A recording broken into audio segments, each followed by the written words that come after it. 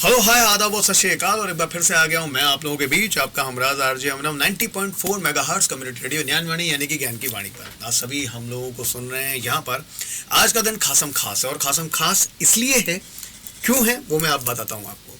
आज से यानी कि 3 अगस्त से हम लोग आप लोगों के पास एक नया शो लेकर आ रहे हैं। कम्युनिटी बेस्ड शो है और उस कम्युनिटी में से जितने भी बड़े बड़े नाम हैं, इंडिपेंडेंट लीडर्स हैं, जिन्होंने कम्युनिटी में अपना योगदान दिया है, सोसाइटी में अपना योगदान दिया है, किसी भी तरीके से वो सोसाइटी में लोगों के लिए कुछ अच्छा कर रहे हैं, भला कर रहे हैं, उसको लेकर हम एक नया शो लेकर आए हैं और जिसका नाम है फेस इन द क्राउड, यानी कि ऐसा चेहरा जो भीड़ में है लेकिन भीड़ से अलग हटकर है और उन लोगों के लिए काम भी कर रहा है। तो आज मेरे साथ एक और ऐसे ही खासम खास गेस्ट हैं जिनको पहले जानता था, चाहे पहले मिल चुका हूँ, लेकिन वो जितनी अच्छी और बड़ी शख्सियत हैं उतनी ही हम्बल भी हैं, उतनी ही पोलाइट भी हैं। तो आज मैं उनको आपसे मिलवाता हूँ, इंट्रोड्यूस करता हूँ, शुरुआत करता हूँ उनके इंट्रोडक्शन से जो कि अक्सर मैं करता हूँ।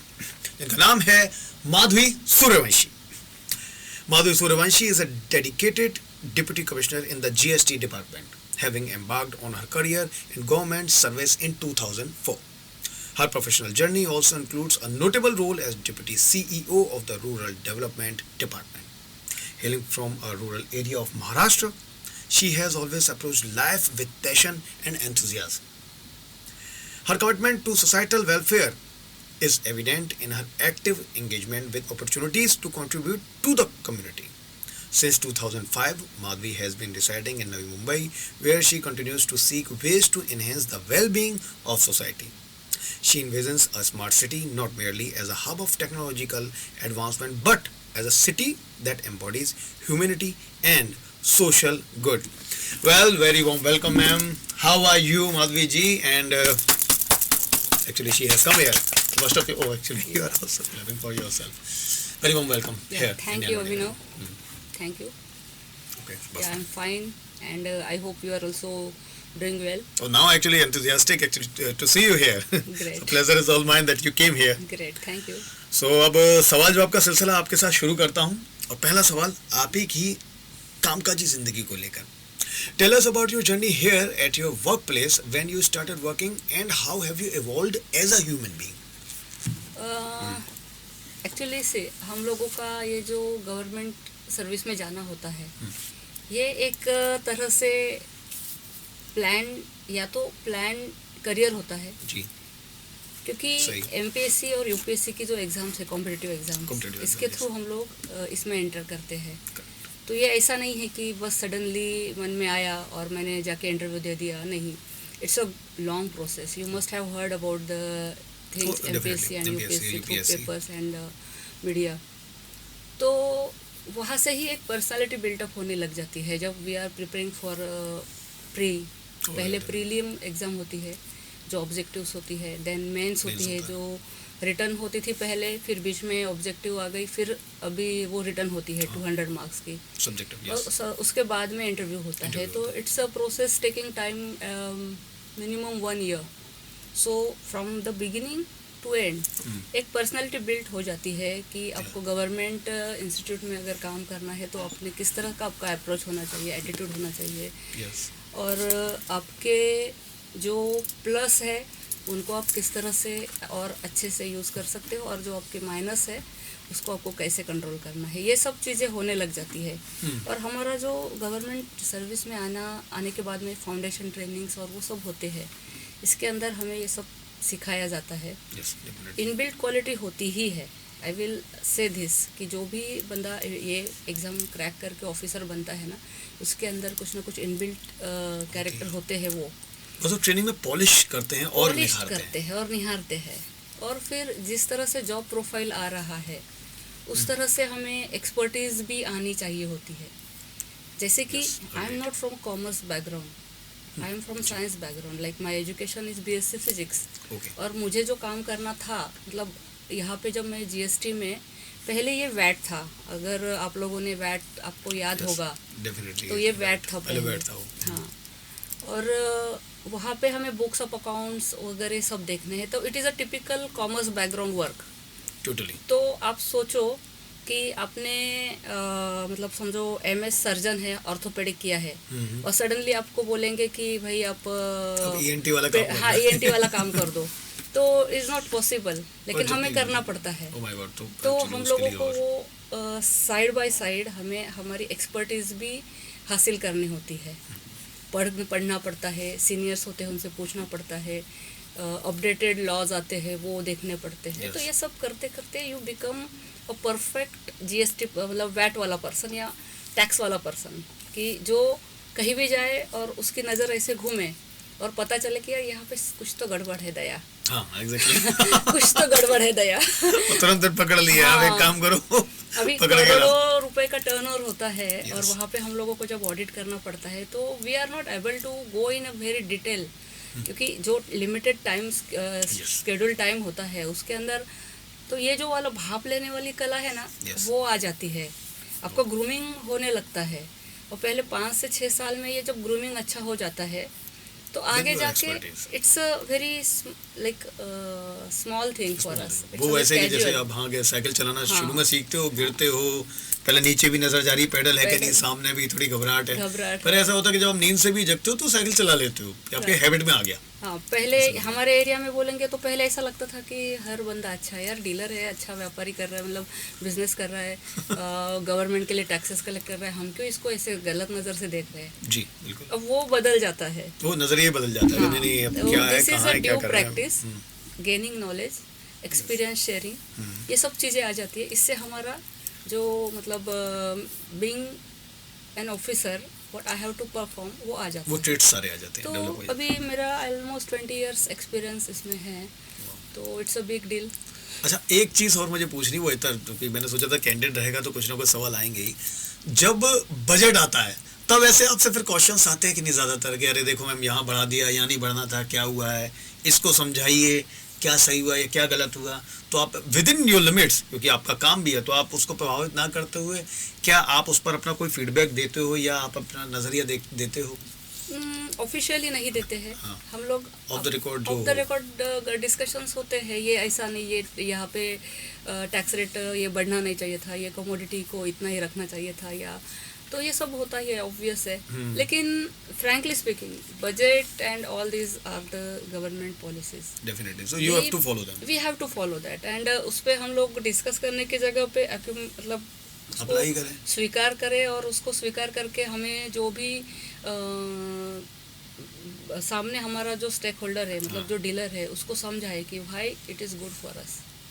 अदरवाइज बस यही होता है कि कोई अगर मंत्री हूँ, स्टेट मिनिस्टर्स हों, वो फिर उस पर अगर कोई कदम लेना चाहे तो ले सकते हैं। जैसे कि अभी फिलहाल नितिन गडकरी साहब ने बड़ा अच्छा लिया कि उन्होंने निर्मला सीतारमन जी को एक चिट्ठी लिख दी, उन्होंने कहा कि प्लीज़ एक काम करिए, लाइफ के ऊपर से, डेथ के ऊपर से ये हटा लीजिए, सही नहीं है। और आई थिंक वो काफ़ी फ्रूटफुल भी रहा, तो लोगों ने कहा कि ये अच्छा किया आपने, एटलीस्ट आपने वो सोचा लोगों के लिए, तो वो बीच बीच में हो जाता है। एब्सोल्युटली।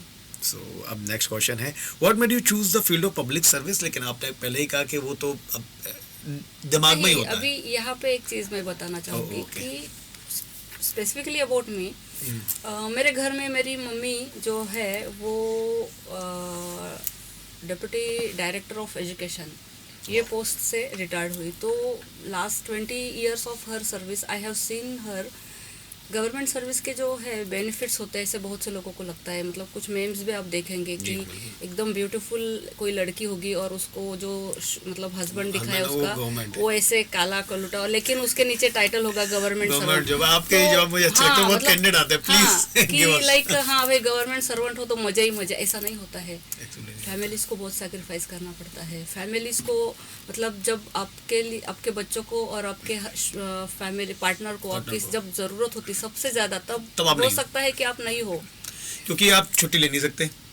इंपॉर्टेंट डेज पर तो आप नहीं ले सकते, क्योंकि कहीं 15 अगस्त हो, कहीं मतलब आपके ऑफिशियल वर्क बता रही हूँ आपको, नहीं ले सकते हैं छुट्टी। अभी मेरे पर्टिकुलर डिपार्टमेंट की बात करेंगे तो थोड़ा हटके, लेकिन गवर्नमेंट सर्विस एज ऑफ कहेंगे, जैसे पुलिस है, रेवेन्यू डिपार्टमेंट है, एजुकेशन डिपार्टमेंट है, सो मेनी पीपल, जैसे मेडिकल फील्ड है, वहाँ पे अगर जैसे पैंडेमिक था, सब हम लोग घर में थे, लेकिन जो गवर्नमेंट डॉक्टर्स थे, गवर्नमेंट डॉक्टर्स भी, और I will say all doctors, लेकिन जो प्राइवेट वाले थे वो शायद अपना सिक्योर्ड करके बैठे थे।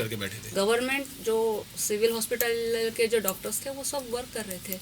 तो ये ड्रॉबैक्स मैंने देखा था मेरी मम्मी की वजह से, तो मैंने सोचा था भाई मेरे को तो नहीं जाना गवर्नमेंट सर्विस में। और I had a very pretty dream, I was like willing to join army. हाँ, तो इसीलिए मैंने एनसीसी रखा था, फिजिक्स में मैंने ग्रेजुएशन चूज़ किया था। और था प्लान कि मैं आर्मी में जाऊंगी, लेकिन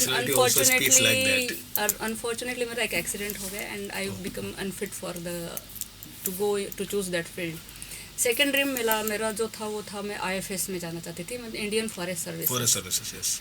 अनफॉर्चुनेटली वहाँ पे भी मुझे हाइट से इशू आया और मेरे जो फिजिकल थोड़ा सा अनफिट हो गई थी मैं एक्सीडेंट की वजह से। तो मैंने सोचा कि चलो भाई अपना कुछ चालू करेंगे, तो मैंने सोचा कि लॉ कर लेते हैं, एडवोकेट बन जाएंगे। तो मैंने लॉ किया एंड वेरी फ्रैंकली स्पीकिंग मैंने प्रैक्टिस भी चालू की। सेकेंड ईयर थर्ड ईयर से ही वो टाइम पे मूट कोर्ट्स वगैरह चालू। तो I started to go in civil courts and लेकिन पता नहीं मैंने केस देखा ऐसा कि जिसे मुझे हैंडल करते वक्त में दिख रहा था कि मतलब I was junior, my senior was handling that case. तो वो देखते देखते मुझे ऐसा लगा कि यार यहाँ पे कुछ ना कुछ गड़बड़ है, वही कुछ तो गड़बड़ है। मतलब मेरे इंस्टिंक्ट्स मुझे बोल रहे थे कि मुझे ये काम नहीं करना चाहिए, कि मैनिपुलेशन हो रहा है शायद से कुछ तो भी, और ये ऐसी लेवल पे हो रहा है कि जहाँ पे मैं कुछ नहीं बोल सकती हूँ, मैं कुछ कर नहीं सकती हूँ, और कल अगर मुझे ऐसा काम करना पड़ेगा। और मैंने मतलब यू विल नॉट बिलीव, मैं जब मतलब वकील बन रही हूँ तो मुझे मम्मी ने बहुत अच्छे से रेमंड से कपड़ा लेके बढ़िया सा ब्लैक कोट सिलवा दिया था। दैट टाइम आई फील इसका स्टिचिंग और वो सब चार्जेस लेके 10,000 तक पे किया था। And I am talking about 2001।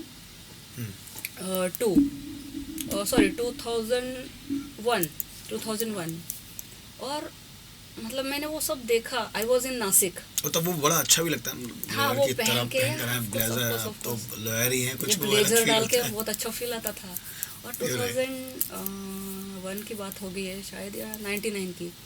तो मैं नासिक में थी, नासिक कोर्ट में मैं जाती थी। तो मुझे ऐसा बहुत फील हुआ कि यार ये काम के लिए तो मैं नहीं हूँ और ये मेरे से होगा नहीं। अच्छा, दोनों ही वजह से, एक तो आप अंदरूनी तौर पर आप करना नहीं चाहती थी वो काम, कभी नहीं करना चाहती थी, ये भी, और इस वजह से भी क्या ही हुआ कि आपको लगा कि मेरे ज़मीर को ये गवारा नहीं है, ये मुझे नहीं अच्छा लग रहा है, क्योंकि इसमें बहुत सारे मैनिपुलेशंस हैं। देखो, सच्चाई को सपोर्ट करना अलग बात है, सच्चाई के लिए लड़ना अलग बात है। और वो लड़ने वाला स्पिरिट में भी लैक था वो टाइम पे मुझ में।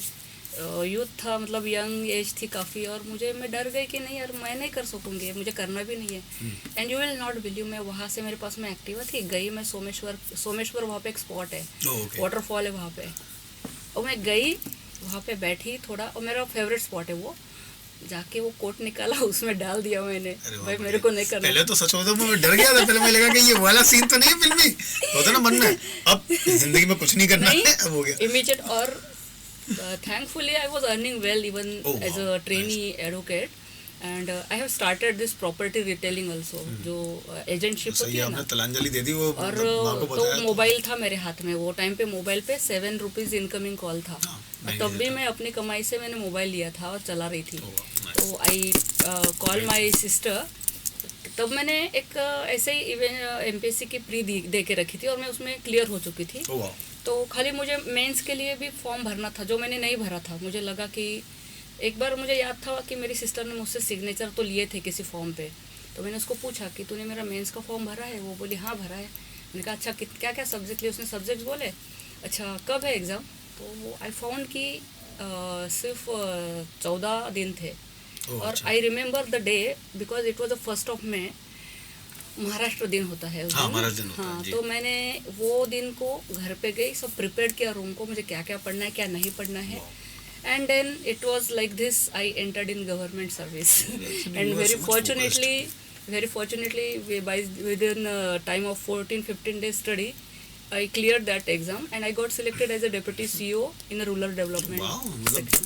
कमाल का तेज दिमाग आपका, मतलब 5-14 दिन की पढ़ाई में ये तेज दिमाग नहीं। अभी आप अगर इसके लिए पूछेंगे कि हाउ आई प्रिपेयर्ड और how other people are preparing for this examination, अभी है ना क्लासेस का ट्रेंड बहुत आ गया है।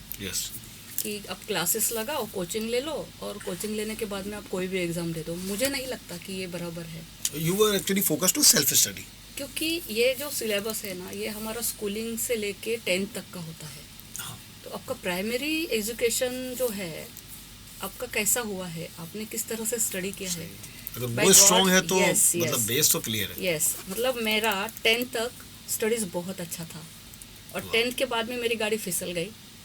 और फिर वो जो आपका इंटरव्यू आपने देखा होगा 3 इडियट्स में, लास्ट में जब अपना रस्तोगी वो जो होता है, हाँ रस्तोगी का इंटरव्यू लेते हैं और वो देखते कंसिस्टेंटली आपका जो ये है नीचे नीचे आ रहा है, तो the same question has been asked to me in my first interview of MPSC कि अरे आप थ्रू आउट ग्रेजुएशन आपका थ्रू आउट सेकेंड क्लास है, कुछ जगह तो मैं एकदम बॉर्डर पे पास हुई हूँ और तो आप एमपीएससी के फर्स्ट अटेम्प्ट में यहाँ कैसे आ गए?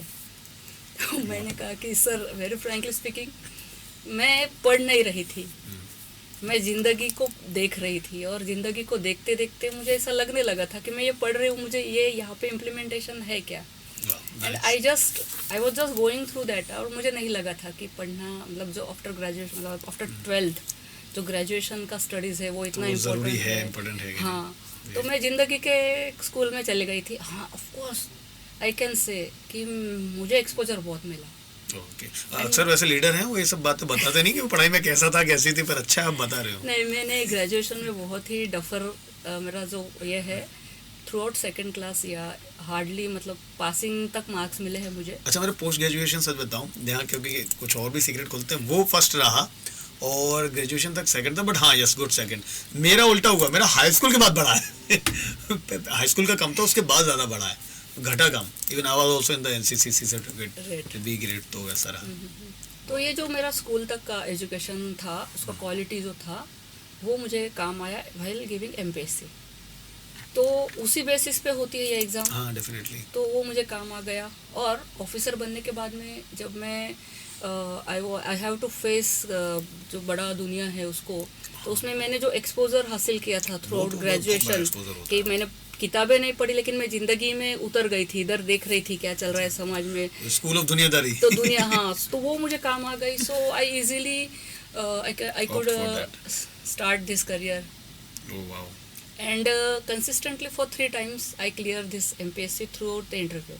तो फर्स्ट अटेम्प्ट में मैं डिप्टी सीईओ बनी, सेकंड अटेम्प्ट में मैं ये जीएसटी डिपार्टमेंट में, और थर्ड अटेम्प्ट में मैंने बाद में मुझे ऐसा लगा कि मुंबई में मेरी जान हो गई है और मुंबई की मोहब्बत ने मुझे यहाँ रोक लिया, तो मैंने थर्ड में खुद ड्रॉप कर दिया। फिर मैंने इंटरव्यू के बाद में लेटर देके आपको कहीं और भेज भी रहे होंगे, हाँ मुझे बाहर जाना पड़ता। वो जो रेवेन्यू डिपार्टमेंट की पोस्टिंग्स होती है ना वो ऑल ओवर महाराष्ट्र होती है, तो मुझे बाहर जाना पड़ता। मुझे मुंबई से नहीं जाना, मतलब मुंबई की मोहब्बत, मुंबई मेरी जान है। यस ऑफ कोर्स मुंबई तो जान है।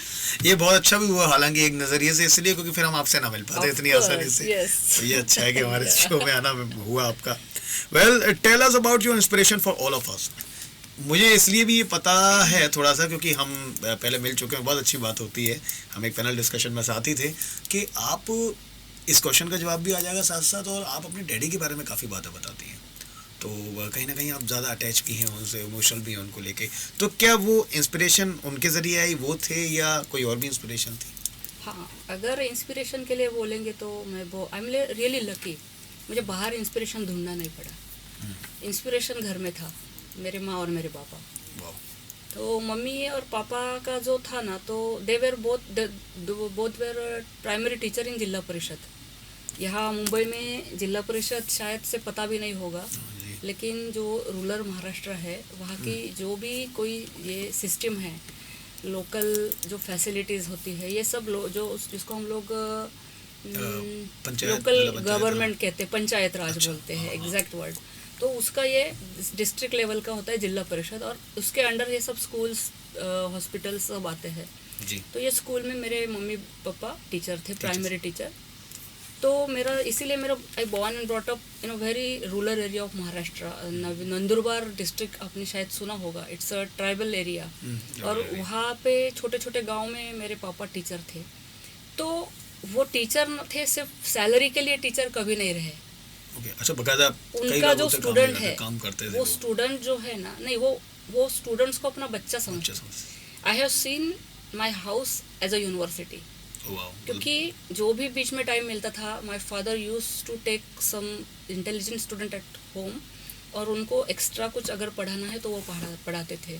कोई मतलब गांव में जब मेरे पापा जाते थे तो वहाँ पे मैंने देखा, मैं बहुत छोटी थी फिर भी मुझे अच्छे से समझता था कि वहाँ के स्कूल में बच्चे आ भी नहीं रहे हैं, बच्चे पढ़ना तो दूर की बात है, उन्हें बैठना भी नहीं है। और ऐसे स्कूल्स में मेरे पापा स्कॉलरशिप की जो एग्ज़ाम्स होती है 4th स्टैंडर्ड की जी, उसमें बच्चे पार्टिसिपेट करते थे वो स्कूल से, और क्लियर भी करते थे, मेरिट में भी आते थे। तो दिस वाज अ मैजिक, ये मैजिक होता है। बच्चों को मराठी भाषा बोलने को नहीं आती थी, वहाँ पे पापा उनको इंग्लिश भी पढ़ाते थे, और इस तरह से कि आगे जाके अगर उन्हें बोलना पड़ रहा है तो वो बोल सके। और इसके लिए ये जो थैंकलेस जॉब होता है ना, मतलब गवर्नमेंट आपको जो सैलरी दे रही है तो स्कूल के लिए, और स्कूल में तो इतना सारा काम होता है प्राइमरी टीचर को। आप अगर कभी गूगल करके देखेंगे ना कि जो भी काम है ना, सर्वेक्षण है, ये है, वो है, एक्स्ट्रा करिकुलर आप उनके एक्टिविटी देख लो, और वो बच्चों को पढ़ाएंगे कैसे। सही है, तो और सब टीचर को करना है वो। हाँ, वो टाइम पे ना दो इसमें हिस्सों में स्कूल होता था। जो प्राइमरी स्कूल्स होते थे जिला परिषद के, वो 2 हिस्सों में होता था। सुबह का एक सेशन होता था और फिर 2 बजे के बाद में एक होता था। अच्छा। तो 12 से 2 का जो टाइम होता था उसमें भी मेरे मम्मी पापा इन बच्चों को पढ़ाते थे। तो ये मैंने देखा, डेडिकेशन, कमिटमेंट, और उनको उसमें से कुछ मिलने वाला है, लोग उनको कुछ अवार्ड देने वाले हैं, ऐसा कुछ नहीं था, बट सेटिस्फैक्शन, जॉब सेटिस्फैक्शन। तो ये मॉरल्स मैंने बचपन से, I am really thankful to God कि मुझे ये सब बचपन में देखने को मिला कि ऐसे। और अबाउट माई मदर, तो उनकी तो एक जर्नी अलग ही है, मैं वो बाद में आपको बताऊंगी इसी क्वेश्चन इसके दौरान अगर वो आया तो। बिल्कुल। तो पापा हमारे जो है, हम 3 बहनें हैं, तो दूसरी एक चीज़ वो मिली मुझे अच्छी कि my father never wanted boy like son. हाँ, कि ऐसा नहीं था उनको कि वो डिस्क्रिमिनेशन एक्सपीरियंस करने को नहीं मिला या करना नहीं पड़ा, वो एक बड़ी बात है। तो हर वो अपॉर्चुनिटी जो बच्चे को मिलनी चाहिए एज अ फ्री स्पिरिट, तो वो मिली।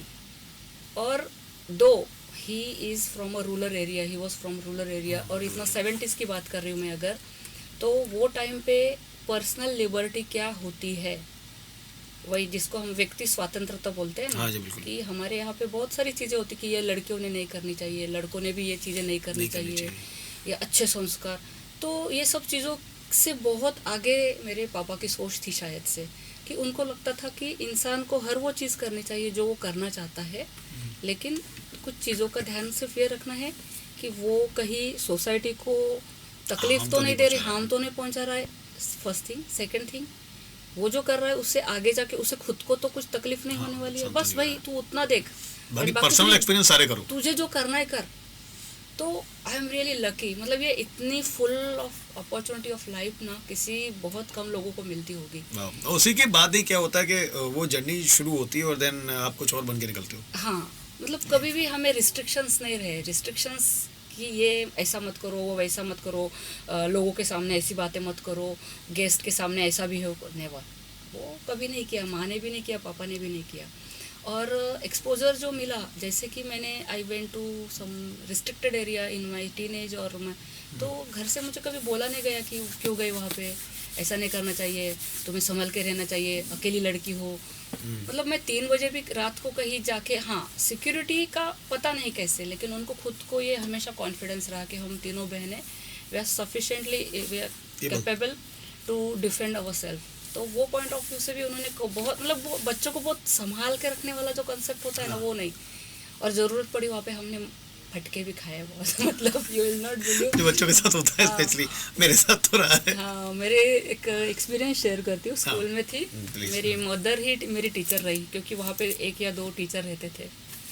और मम्मी का एक फंडा था बहुत फनी, मतलब बच्चों को अगर स्ट्रिक्ट रखना है, डरा के रखना है किसी चीज़ के लिए, तो बच्चों को मत डांटो, क्योंकि वो दूसरे के बच्चे हैं, उनको मत कुछ बोलो, वो दूसरे के बच्चे, खुद के बच्चे को एक रखो, तो दूसरे बच्चे सीखेंगे कि अरे बाप रे, मैडम ने तो अपने बच्चे को ही दिया, तो अपनी खैर नहीं। अच्छा, तो ये इंडायरेक्ट था। हाँ, अरे यार ये मेरे ऊपर तो बहुत इंजस्टिस हो रहा था ना। वही तो करे, तो इंडायरेक्ट था ये, लेकिन आप करोगे मैंने तो लेकिन कुछ किया ही नहीं, मेरे साथ क्यों ऐसा? हाँ, मतलब एक बार ऐसा होता होगा कि मम्मी वॉच कैसे हमें ये करना सिखा रही थी। It's 3rd standard experience. घड़ी का पिक्चर बनाया था ब्लैक बोर्ड पे, और उसमें कुछ 3 का ये बताया था। और सबसे पहले, अब ये 2-3 बार सिखा चुकी थी मम्मी, और क्लास में कुछ बच्चों को आ ही नहीं रहा, मतलब ये हम लोग उसको सीरियसली ले ही नहीं रहे थे। okay. सब बच्चे ऐसे टाइम पास कर रहे हैं ऐसे, तो मम्मी ने देख लिया कि अरे बच्चों ना घड़ी सीखना नहीं है। तो उसमें 3 बजे थे, मम्मी ने मुझे उठाया, बोली कितने बजे टाइम बताओ घड़ी में। अब मैंने बहुत कैजुअली बोल दिया कि 2 बज रहे हैं, या आई थिंक 3:10 ऐसा वो पिक्चर था। हाँ. और मैंने बहुत कैजुअली बोल दिया कि 2:20। इसे सटकन कान के नीचे आई, 12 बज गए मेरे कान के नीचे। बहुत सही। लेकिन उसके बाद फिर सीरियस ले लिया, सीख गए। 5 मिनट का ब्रेक लेके मम्मी बोली कि मैं जरा आती हूँ, मुझे मुख्याध्यापक ने बुलाया करके आ गई। उसके बाद जो बच्चों को नहीं आ रहा था ना, वो जो जिनको आ रहा है ना, उनको जाके अरे देख बता मुझे कैसे बताना है, कितना बजा, मतलब फिर बड़ा काटा छोटा काटा। और ये बड़े बच्चों ने, मतलब जिनको आ रहा था उन्होंने भी अच्छे से समझाया। मतलब ये मैंने देखा है, फायदे होते नुकसान भी होते। नुकसान ज्यादा हुए, आपने कहा कि वो तो ठीक है, लेकिन मैंने चलो लाइट ले लिया, लेकिन अब इस बार वो तो सीख गए, लेकिन मेरे साथ इनजस्टिस हो गया। मेरी इंस्पिरेशन जो है ना, ये दोनों रहे हैं हमेशा। और मम्मी की जर्नी अगर है हमें टाइम, तो कैन आई से समथिंग अबाउट हर। बिल्कुल, किसी एक क्वेश्चन के साथ उसको भी लाता हूँ। हाँ. लेकिन आपके कुछ और क्वेश्चन लाता हूँ आपके वर्क से भी रिलेटेड, जो भी चल रहे हैं। Okay, how has the evolution of artificial intelligence impacted various industries and what potential benefits and challenges does it present for society? Especially अगर आपकी फील्ड में इसको अब यूज़ किया जा रहा है, आपको पता है आर्टिफिशियल इंटेलिजेंस बहुत कुछ कर रहा है, आ गया है, तो क्या ये घातक है? क्या आपके लिए ये फ़ायदेमंद हो रहा है अभी? क्या ऐसा कुछ हो रहा है? जैसे टोल नाके पे चलो एक अच्छी चीज़ तो हुई कि भाई अब तो बारकोड लगा दिया जाता है कार के पास और आप ऐसे ही पास हो जाते हो, सॉफ्टवेयर काम कर लेगा। बराबर है। तो ऐसा कुछ एआई अभी योगदान दे रहा है या आगे आने वाले समय में आपको लगता है, उम्मीद है? जीएसटी डिपार्टमेंट में जी। सी हमारा जो टैक्सेशन डिपार्टमेंट है 2005 से ही ऑलमोस्ट ऑटोमेशन के मोड पे है। Okay. और we proudly we can say कि we are the first state in India कि हम लोगों ने 100% ऑटोमेशन किया था। हमारे जो वैट जो था वो स्टेट का था, अभी जीएसटी जो है सेंट्रलाइज है। yes. और उसका जो कंट्रोल है वो भी सेंट्रलाइज है। तो वैट में जो भी योगदान रहा है वो सिर्फ हमारे महाराष्ट्र के जो मेरे डिपार्टमेंट के ऑफिसर्स थे उनका योगदान था वो, कि वी वेर 100% ऑटोमेशन मोड पे थे। अच्छा। तो एवरीथिंग वाज ऑनलाइन। मैन्युअली हम लोग कर रहे हैं लेकिन वो ऑनलाइन ही हो रहा है, उसमें कोई बाद में मैनिपुलेशन भी नहीं हो सकता है। हाँ.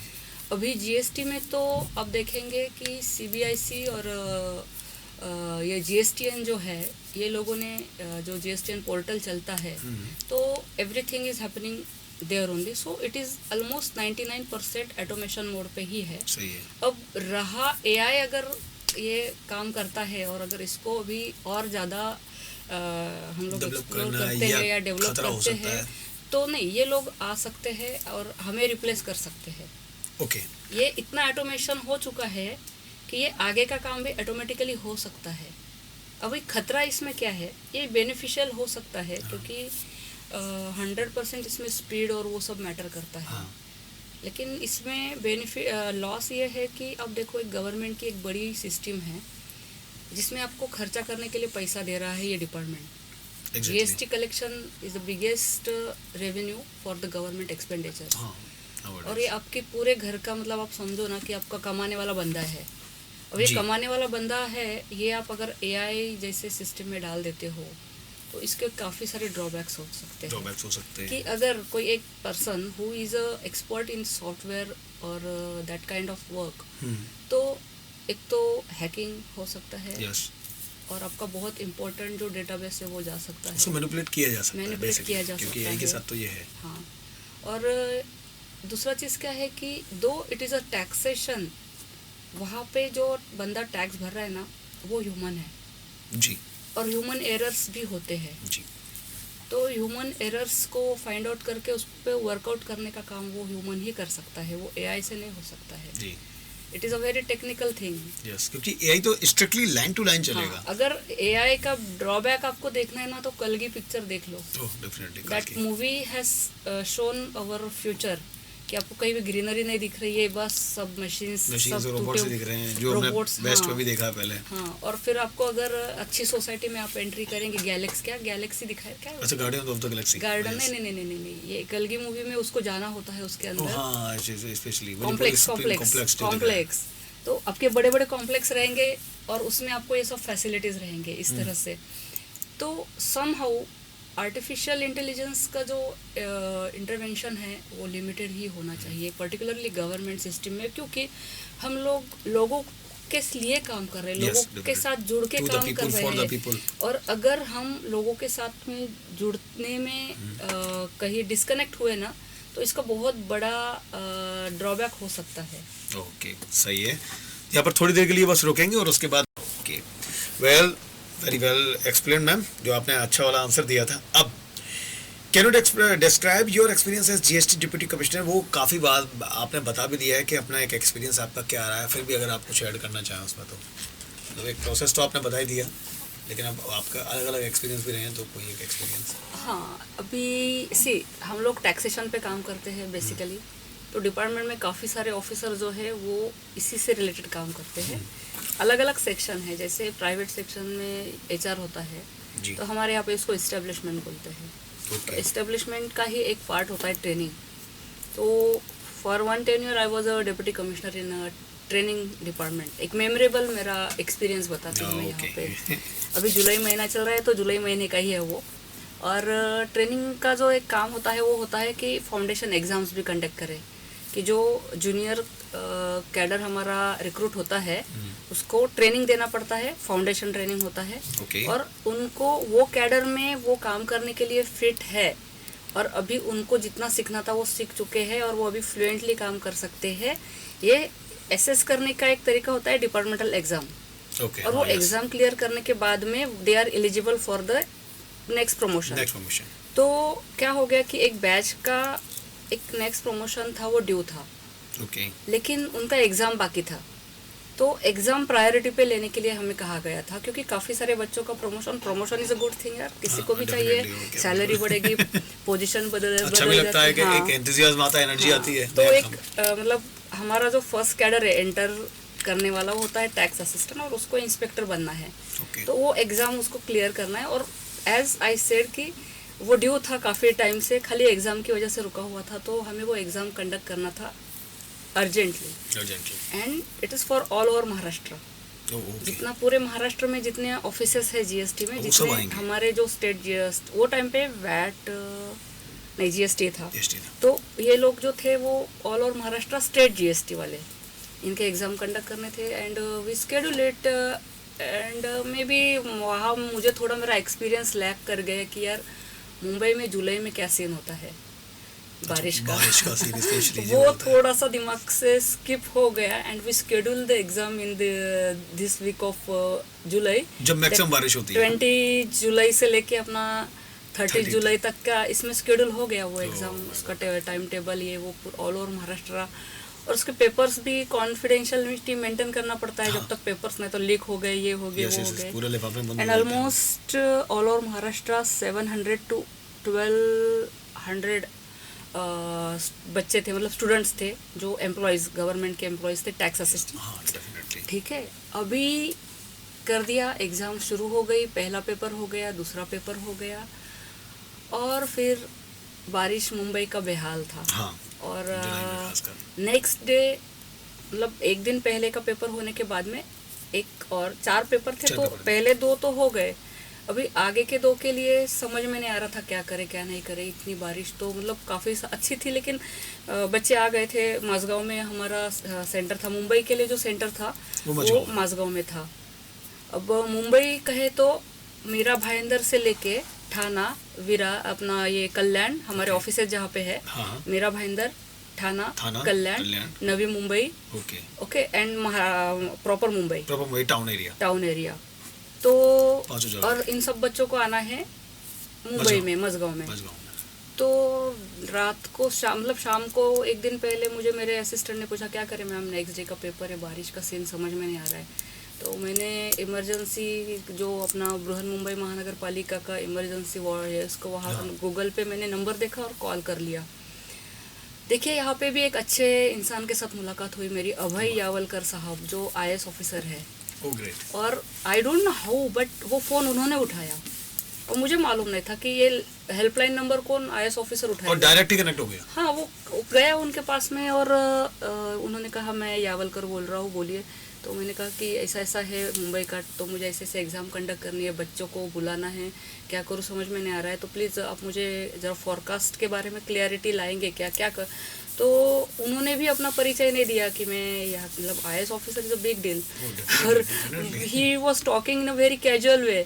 तो बोले मैडम ठीक है, फिर भी आप एक काम करिए, प्रिकॉशन के तौर पे आज का जो पेपर हो जाएगा तो you try to instruct examinees to stay in the nearby area, not to go back to their place like Mira Bhayandar side और कल्याण, क्योंकि वो साइड से ज़्यादा बारिश रहेगी, टाउन में बारिश बिल्कुल नहीं रहेगी या थोड़ी बूंदाबांदी होगी। उन्होंने इतना क्लियरली मुझे दे दिया पिक्चर। तो मैं उस दिन जब पेपर था तो उस दिन मैंने सबको इंस्ट्रक्ट किया कि आज कोई भी अपने उधर नहीं जाएगा, जिनको भी जो भी प्रॉब्लम है, मैंने उनका रहने का भी बंदोबस्त किया आसपास में, क्योंकि वहाँ पे होटल्स थे, हॉस्टल्स थे, और कुछ बंदे कॉटन ग्रीन में ही रहते हैं हमारे जो प्रॉपर मुंबई ऑफिस में, माझगांव ऑफिस में काम करने वाले, उनको भी रिक्वेस्ट किया कि अपने अपने रूम्स में इनको एकोमोडेट कर लो। वेरी वेरी फैंटास्टिकली सब मैनेज हो गया कि, और यावलकर साहब बीच बीच में मुझे कॉल करके पूछ रहे थे कि हो गया आपका सब ठीक है। बाद में मैंने नेट पे देखा कि हु इज दिस अभय यावलकर, ये तो जरूर देखूंगा, इनसे इतनी बात हुई, तो इतना मुझे पूछा अरे बाप रे, ये तो IAS ऑफिसर है। ठीक है, तो नेक्स्ट डे मॉर्निंग हमारा था परीक्षा। नेक्स्ट डे मॉर्निंग धुआंधार बारिश हो रही, कुछ भी नहीं दिख रहा है, और 6 बजे हम लोगों ने, मेरी टीम मेरी गाड़ी में आ गई। नवी मुंबई में सब ऑफिसर रहते हमारे, मेरे कलीग जो थे, हम लोग सुबह सुबह 2 गाड़ियों में निकले, पहुँचे 7:30-8 बजे माझगांव आ गए। देखा बारिश का सीन, माझगांव में बिल्कुल बारिश नहीं थी, बूंदाबांदी थी, लेकिन आजू बाजू के एरिया में बहुत बारिश थी। ओके, हाँ। 10 o'clock को पेपर था, 9:30 तक ऑलमोस्ट 99 स्टूडेंट्स एग्जामिनीज सेंटर पे आ गए थे। सडनली मुझे मेरे ऑफिसर, मेरे बॉस का फ़ोन आया, जो कि वो भी IAS ऑफिसर होते हैं, कि माधवी, एक कुछ बच्चे हैं जो थाना कल्याण चले गए थे और वो शायद से बीच में अटक गए हैं, और उन्होंने अपने ग्रुप में क्लिप ऐसा वो वॉइस रिकॉर्डिंग डाला है कि इतना बारिश है, ऐसा है, और अगर मुझे कुछ हो गया तो ये क्या मेरे घर वालों को सूर्यवंशी मैडम मुझे रिप्लेस करके देगी क्या, उनका ये रीइंबर्समेंट रहेगा, कैसे आऊँ मैं। तो बोले एग्ज़ाम रोक दो। अरे बाप रे। अरे मतलब अभी आप सोचो कि यहाँ से मुंबई में तो 99% आ गए, लेकिन मुंबई के बाहर कोल्हापुर, नागपुर, ये जो सेंटर थे वहाँ पे भी ऑल ओवर महाराष्ट्र के, मतलब वहाँ के लोकेशन के बच्चे आ गए थे, और पेपर चालू होने वाला है, और कुछ आधा घंटा पहले मुझे मेरा बॉस और उनका कंसर्न बराबर था कि भाई अनफॉर्चुनेटली अगर वो लड़के को कुछ हो जाता तो ब्लेम मेरे ऊपर आ जाता, क्योंकि वो फिर मीडिया है ही। सर ने मुझे एक ही चीज़ बोली कि अगर ये क्लिप मीडिया के पास चली गई तो it will not be good for us.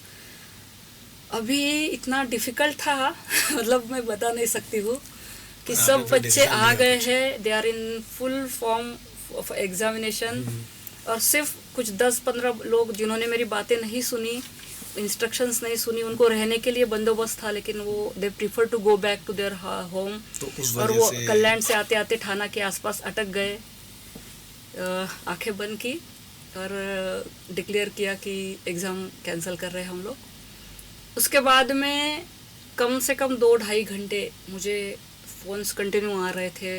बच्चों को मेरा फ़ोन नंबर मिल गया था, कुछ तो भूल गए थे कि हम सीनियर के साथ बात कर रहे हैं कि हमारा कितना, मतलब कुछ लोगों का ट्रेन का बुकिंग, जैसे कि समझो गोंदिया सिटी है, वहाँ पे एग्ज़ाम नहीं है, नागपुर में गोंदिया वाला बच्चा नागपुर आ रहा है तो उसका आने जाने का पूरा रिजर्वेशन था। कुछ लोग अपने छोटे बच्चों को घर पे छोड़ के आए थे कि एक दिन का एग्ज़ाम है तो मैं फटाक से आके जी, अरे बाप रे। इतना हर किसी को परेशानी हुई, और मैंने देखा कि सिर्फ 1 या 2 लोगों की वजह से एक फुल प्लान जो पूरे बंच है, हाँ, सब कोलैप्स हो गया। लेकिन फिर उसके बाद मैंने फ़ोन स्विच ऑफ किया, घर गई, सो गई। अच्छा, शाम को उठी। भाई जी, इसका एक और सीक्रेट है, वो आपको पूरा नहीं बताएंगे, लेकिन ये कल भी ऐसा ही कुछ हुआ माधवी जी के साथ।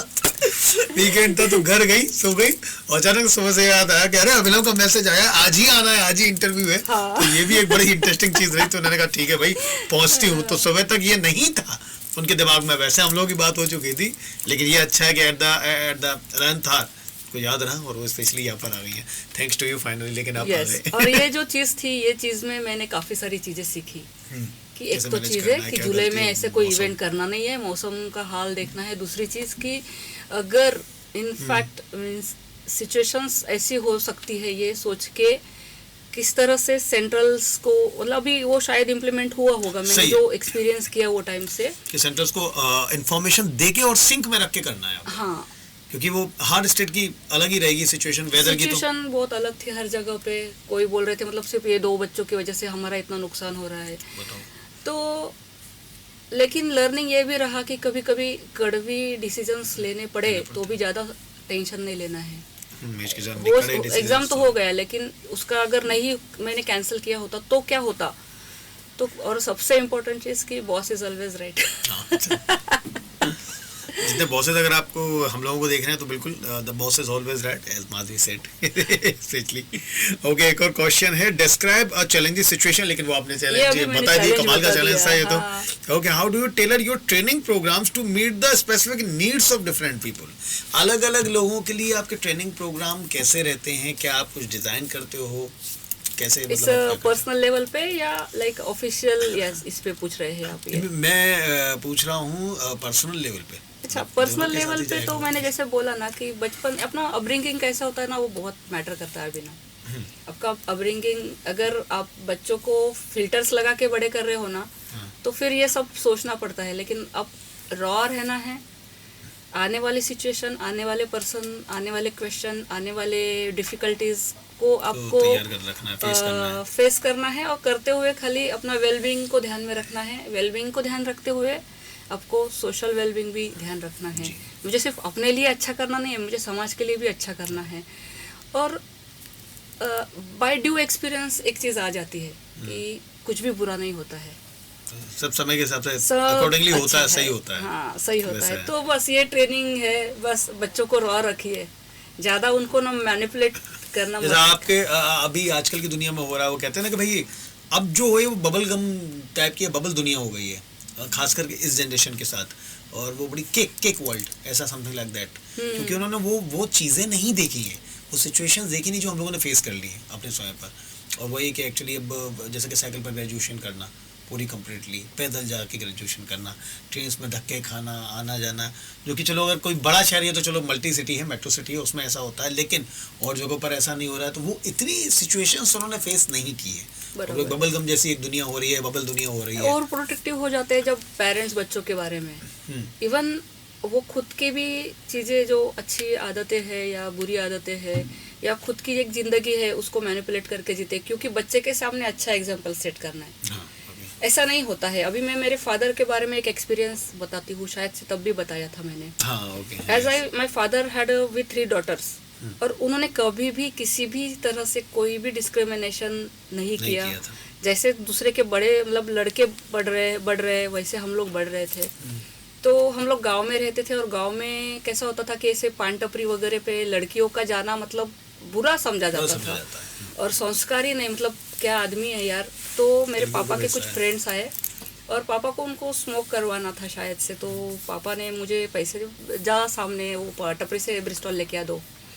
और it was very casual thing for me. मैंने पैसे लिए मैं जा रही, तो पापा के फ्रेंड बोले तुझे कुछ शर्म है क्या रे, लड़की को पान टपरी पे भेज रहा है। तो पापा ने सिंपली कहा कि देखो भाई, मतलब मेरा लड़का होता तो मैं भेजता, अब मैं लड़की में और लड़के में कोई डिस्क्रिमिनेशन नहीं कर रहा हूँ, तो क्या सिर्फ सिगरेट लाने के लिए मैं एक लड़का पैदा करूँ? तो अगर आपको जो आप या तो मैं सिगरेट पी हुई नहीं, जेंडर इक्वलिटी की बात कर रहे हो ना, तो वहाँ पे ये चीज एक आ जाती है कि सिर्फ हम अच्छे चीजों में हमें इक्वलिटी चाहिए, हमें बराबरी चाहिए। लेकिन जो मेरे लिए सबसे बड़ा सवाल है, जो बुरी चीज होती है ना कि जो लड़कों पे आना है, वो जहाँ पे वहाँ पे हमें इक्वलिटी नहीं चाहिए। अभी जैसे कि आपने वहाँ भी बोला था, हम लोगों की इस पर चर्चा अच्छी खासी होती है कि मतलब पापा को अगर कोई चीज लड़का लाके दे सकता है तो वो चीज वो लड़की को नहीं बोलना चाहिए उनको, क्योंकि वो संस्कार नहीं है। तो पापा ने इस तरह हमको बड़ा किया कि उन्होंने अपनी बुरी आदतें भी हमसे कभी छिपाने की जरूरत नहीं समझी।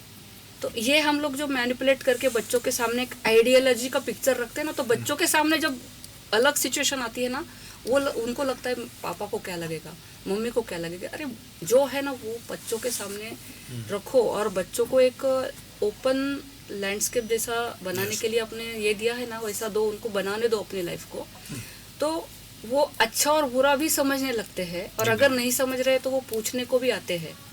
लेकिन जब उनके दिमाग में रहता है कि my daddy is a very ideal person, तो उनको कोई बुरी चीज पूछने के लिए वो डेयर नहीं करता है। हाँ, ये तो है एग्जैक्टली। हाँ, अगर उसको मालूम है मेरे डैडी को भी बुरी आदतें हैं, हाँ, तो वो इजीली आके बोलेगा, देन दे कैन इजीली मतलब काउंटर भी कर लेते हैं ना बीच में। तो ये सब चीजें होती है। अगर तो खुल के लाइफ जियो यार, एक ही लाइफ है, क्यों इतने फिल्टर्स लगाने हैं, ना कोई ट्रेनिंग चाहिए ना कोई चाहिए, खुल के जियो, खाली किसी को हर्ट मत करो, किसी का नुकसान मत करो, कंपटीशन मत करो, जेलसी मत रखो, life is good. Very well explained actually जो आपने कहा, स्पेशली ये एक और नई सीख मिलती है, खुल के जियो, स्पेशली आज के यूथ के लिए। और उनका मतलब खुल के जियो का यही है कि अगर आप किसी को हार्म नहीं कर रहे हो तो आपके लिए सब वेल एंड गुड है, अच्छा है। वेल, चैलेंजिंग सिचुएशन के बाद और सारी बातों के बाद, लेटेस्ट ट्रेंड के बाद, अब what methods do you use to assess the effectiveness of your work? अब आप अपने वर्क में इफेक्टिवनेस लाने के लिए, टेक्नोलॉजी को लाने के लिए क्या मेथड आप यूज करते हो? मतलब बीच में अपडेट रहना पड़ता है, टेक्निकली अपडेट रहना पड़ता है। हाँ, आज के ज़माने में तो खासकर। हाँ, मैं जब आई गवर्नमेंट जॉब बोलेंगे तो वैसा देखा जाए तो टेक्नोलॉजी का और मेरा डायरेक्टली ऐसा रिलेशन आता नहीं है। हाँ, क्योंकि we were not suppose to, like हमारा डिपार्टमेंट छोड़ के बाकी लोगों को, अगर आप पुलिस को बोलेंगे कि सर आपको लैपटॉप लगता है, तो मोस्टली उसके लिए वहाँ पे एक्सपर्टीज होंगे। हाँ, उसका काम अलग है, फील्ड पे है। मेरा काम लेकिन टैक्सेशन में कैसा है कि हम लोगों को काम करना पड़ता है, एक्सेल शीट में काम करना पड़ता है, उसके सब फॉर्मूलाज हमें लर्न करने पड़ते हैं, तो वो मुझे एक अपडेट करना, मतलब रहना पड़ता है हम लोगों को। अब अगर बाकी के डिपार्टमेंट्स का है तो वहाँ पे भी जैसे साइबर क्राइम्स होते हैं, ये होते, तो उनको भी अपडेट होना पड़ता है टेक्नोलॉजिकली। हाँ, साइबर में तो एक्चुअली आपको होना ही पड़ेगा, बिकॉज़ क्राइम ही साइबर है। पुलिस डिपार्टमेंट में तो ये अलग अलग जो प्रोफाइल्स है, जॉब प्रोफाइल्स है, वो हिसाब से अभी ये टेक्नोलॉजी तो ठीक है। अभी हम लोगों को मतलब मैं अभी लीगल ब्रांच में काम कर रही हूँ, तो सुप्रीम कोर्ट और हाई कोर्ट के जजमेंट जो आते हैं ना, वो भी मुझे अपडेटेड रखना पड़ता है खुद को। आप कुछ उसको अपडेट करके कुछ सारांश पढ़ लेती होगी, वरना वो आते इतने बड़े-बड़े डिसीजन, इतने मोटे जज हैं, वो पढ़ने पड़ते हैं। 45, 50, 70 पेजेस के जजमेंट्स पढ़ने पड़ते, पूरे पढ़ने पड़ते हैं, क्योंकि उसकी कोई सिचुएशन मेरे केस में होती है, क्योंकि लूप होल सारे वो बंद करके रखते हैं। या तो कोई सिचुएशन में वो मेरी केस से डिफरेंट हो जाता है, तो मैं बेनिफिट भी ले सकती हूँ। तो अपडेट तो रहना पड़ता है, आपको पढ़ना पड़ता है, लास्ट तक पढ़ना पड़ता है, आप उससे बच नहीं सकते, कोई तरीका भी नहीं है। बिल्कुल, तो ये था अपडेट रहने का तरीका लेटेस्ट ट्रेंड्स के। फॉर्चुनेटली अभी काफी सारे साइट्स है जहाँ पे हमें ये सब अवेलेबल है। हाँ, इवन जीएसटी का पूरा किताब है, latest notification, trade circulars, everything is available, so this that we are lucky that we are having this thing. Can you share an example of a successful case helped by you, जिसको आपने, जिसमें case में आपने help किया? एक challenging situation तो आपने बताई, लेकिन कोई भी एक ऐसा केस? एक केस ये ट्रेनिंग के इसमें के ही मैं बताऊंगी, इसमें मैं किसी का नाम भी नहीं बताऊंगी क्योंकि ये थोड़ा कॉन्फिडेंशियल रखना चाहिए। मैं काउंसलिंग के एक टीम में भी थी एज अ ट्रेनिंग पर्सन। तो काउंसलिंग इसके लिए करना पड़ रहा था कि हमारे डिपार्टमेंट में बिफोर रिटायरमेंट भी हम लोग रिटायरमेंट ले सकते हैं, उसको VRS बोलते हैं। तो ये VRS लेने वाले लोगों को, हम लोगों को एक बार काउंसलिंग करना है, ऐसा गवर्नमेंट ने हमें बताया है कि भाई इनको जाने से पहले एक बार रोक के देखो। रुकते हैं उनको, हाँ, आप पूछो क्यों जा रहे हैं भाई, इतना 20 ईयर्स, अभी आपका 10 साल बाकी है, 5 साल बाकी है, तो क्यों जा रहे हैं? क्योंकि ये एक ट्रेंड ह्यूमन रिसोर्स हमारे डिपार्टमेंट से बाहर पड़ रहा है ना। हाँ। तो हमें उन्हें रोकना है, और वो काउंसलिंग कमेटी में मैं थी।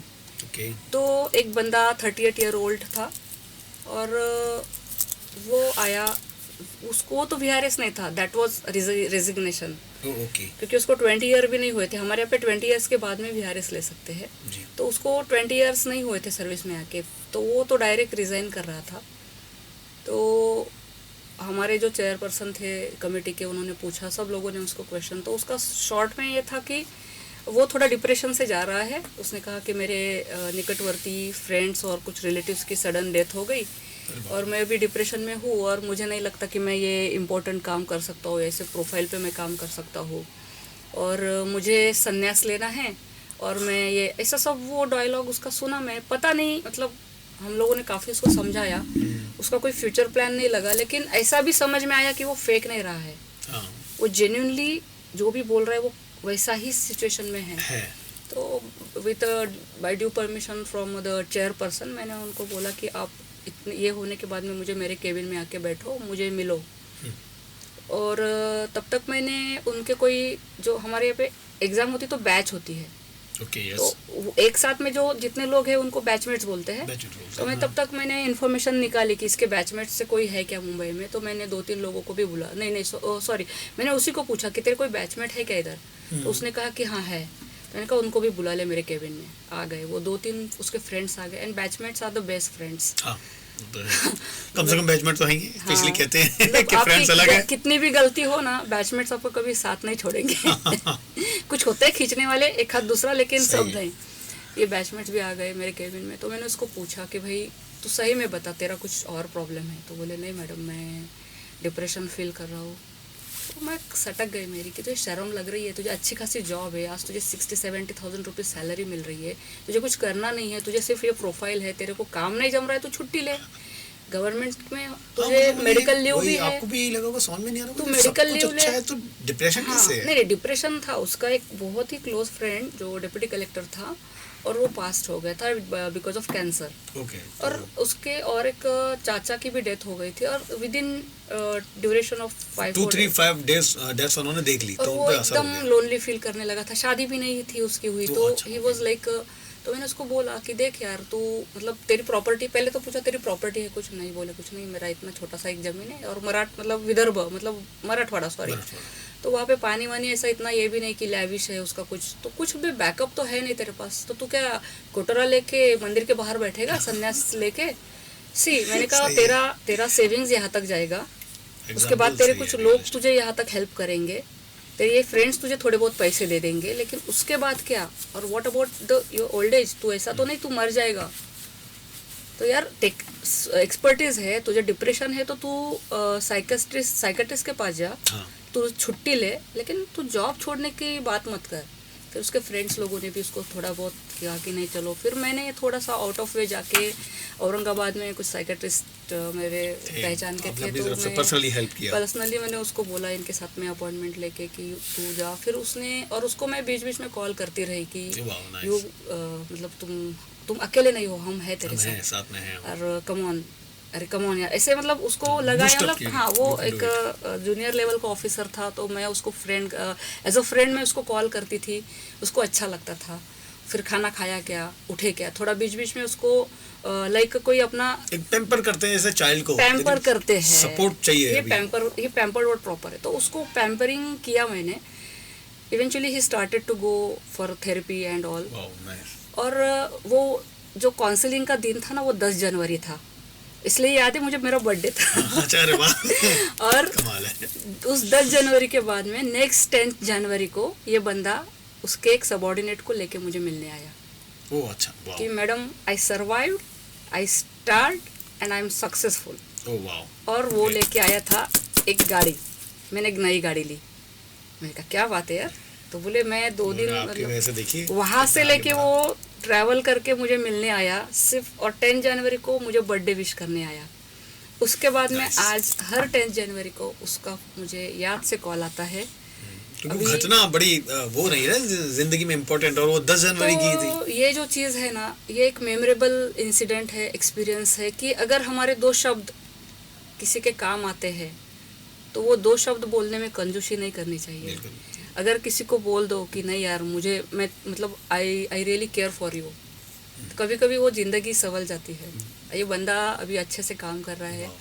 और ऐसे 1-2-3 सुसाइडल मेंटालिटी के केसेस भी मुझे ड्यूरिंग दैट ट्रेनिंग पीरियड मैंने पर्सनली हैंडल किए।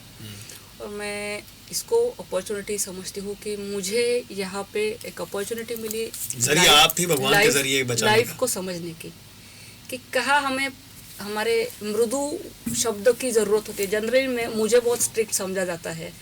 क्या हो नहीं, सच बताऊं, मुझे जो लगता है आपका पर्सोना वैसा है, दिखता वैसा है पर्सोना, हाँ, लेकिन आप एक्चुअल में हो नहीं। अब बहुत सपोर्टिव होके बात बोल रहे हो ना, तो ये सब सुनेंगे कि मैं नहीं हूं। सब लोग वो मत लेना कि कैजुअल भी मत लेना, सीरियस लेना, स्पेशली ऐसा भी नहीं है, मैम फिर कार्रवाई कर देंगे। सो ये है वाओ, नाइस एक्सपीरियंस। बट आपने बहुत प्यारी घटना ये बताई। अब मैं कुछ और भी आगे बढ़ूंगा, लेकिन अब कुछ थॉट्स आपके जानेंगे।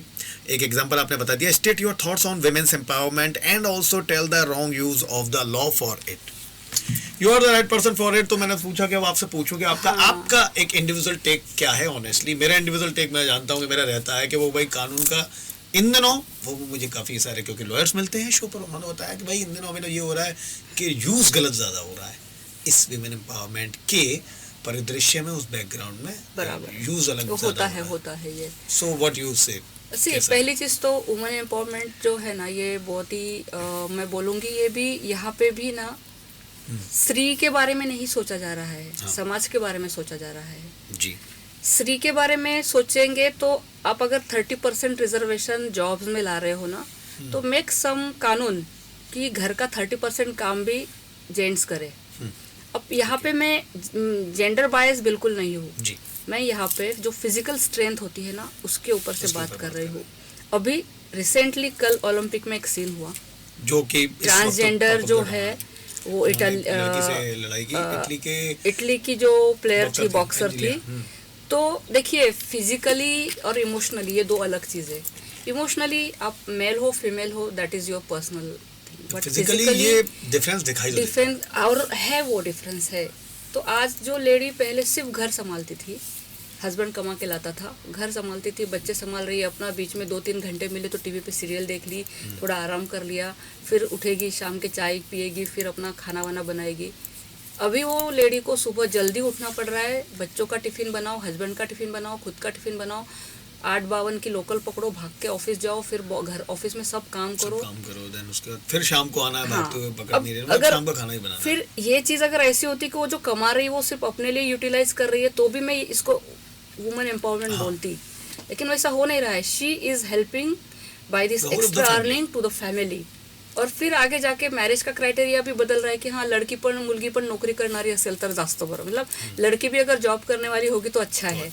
तो भाई उसको आप 2-2 जगह पे लगा रहे हो। ये 30% रिजर्वेशन का ये एक है कि मेरा एक बहुत स्ट्रांग कहना है कि आप ये भी कानून बनाइए कि घर के काम में उसे हेल्प होनी चाहिए, मिलनी चाहिए जी। कुछ जगह पे होती होगी 100%, क्योंकि मेरे घर में मैंने देखा, मेरे पापा और मम्मी जब सुबह निकलते थे तो पापा सब्जी काट रहे, मम्मी चपाती बना रही, पापा टिफिन भर रहे, मम्मी हमारा ब्रेकफास्ट लगा रही है। तो ये दोनों इक्वलिटी मैंने देखी है। तो ये इक्वलिटी मैंने कुछ जगह पे, आज मुंबई जैसे सिटी में भी मैंने देखा है कि नहीं है इक्वलिटी।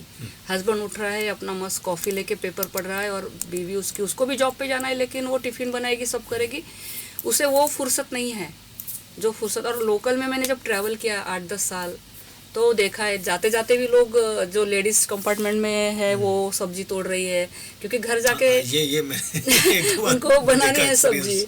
तो ये सब चीज़ें जो है, ये अब जब बेसिक वहाँ पे मैं बोल रही हूँ, अभी जो लॉज है, कुछ घटनाएं ऐसे हो जाती है, हो रही है कि वहाँ पे उसका गलत फ़ायदा उठाया जा रहा है लेडीज़ की तरफ से जी। कि बेसिकली इस पे ऐसा कमेंट करना थोड़ा गलत होगा, लेकिन फैक्चुअल है कि होता है। वो तो है, क्योंकि अब तो वो संख्या आ रही है, जब मैंने जैसे बोला कि मैंने लॉ करके कुछ दिन प्रैक्टिस किया, तो एक मेरे ख्याल से 498 कलम आर्टिकल ये है आईपीसी का, उसमें डोमेस्टिक वायलेंस की केस रजिस्टर होती है जी। तो बहुत से केसेस में मैंने देखा कि वो तो ब्लैकमेलिंग ही है। डोमेस्टिक वायलेंस का केस मैं रजिस्टर कर दूंगी अगर तू अपने माँ से अलग नहीं हुआ, तो अगर तूने फैमिली से अलग जिसके केस आ रहे हैं, कल परसों भी एक ऐसा केस आया, क्योंकि मैं तो अपडेट रहता हूँ, पढ़ता हूँ, इसलिए मुझे पता चला, और आपके पास इंटरनेट पे पहले ही आ जाते हैं। तो इसमें तो ऐसे भी केस आए, और ये एक वेस्ट का केस था, सॉरी फॉर इंटरप्शन, मैं सोचा इसमें मैं कुछ ऐड करूँ कि एक आदमी के ऊपर जो कंपनी में जॉब करता था, अब उसी की स्टूडेंट ने, एक कलीग ने, जो कि बहुत छोटी थी उससे उम्र में, उसने रेप का केस लगाया, इसको लिए उसे 5-6 साल जेल में रहना पड़ा। इन दी एंड फाइनली पता चला कि ऐसा कुछ हुआ ही नहीं, वो बाइज्जत बरी भी हुआ। अब लोग बार बार फिर यही सवाल पूछ रहे हैं कि उन 5-6 सालों का देखिए, अभी इसमें अलर्ट रहना भी तो जरूरी है ना। बीइंग अ मेल पर्सन, आपको समझता है, आपको आपके इंस्टिंक्ट्स बताते हैं कि ये सामने वाला बंदा कैसा है। अब मेरे साथ में, अब मेरे जो मेल कलीग है या मेरे जो मेल बॉसेस है या जो भी है, कंफर्टेबली कॉफ़ी पी सकते हैं, क्योंकि उनको मालूम है माधवी कैसी है। हाँ। वो हमें समझ में आ जाता है 1-2 मुलाकातों में। अगर फिर भी आप उसमें आगे बढ़ रहे हैं तो मराठीत एक कहावत है, विषाची परीक्षा पाहू नये।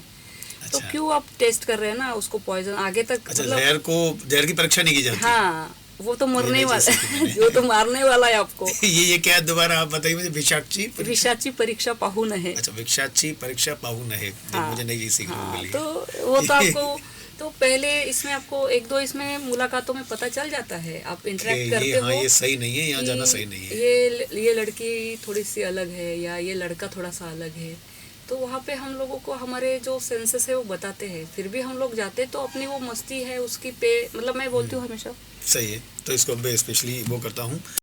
वेल ओके, अब आपसे एक सवाल मुझे इतर पूछना था, आपकी फील्ड के इतर, क्योंकि आप एनिमल वेलफेयर को लेकर काफ़ी काम करती हैं और ये बात हमें पता भी चली थी, और स्पेशली आपको एनिमल से प्यार भी है, उनको लेकर उनको बहुत सहेजती हैं, संभाल के रखती हैं। और क्या ये किसी एनजीओ के साथ है, आपने खुद कोई एनजीओ शुरू किया है, या आप किस तरह से इसमें योगदान देती हैं, ये बताइए।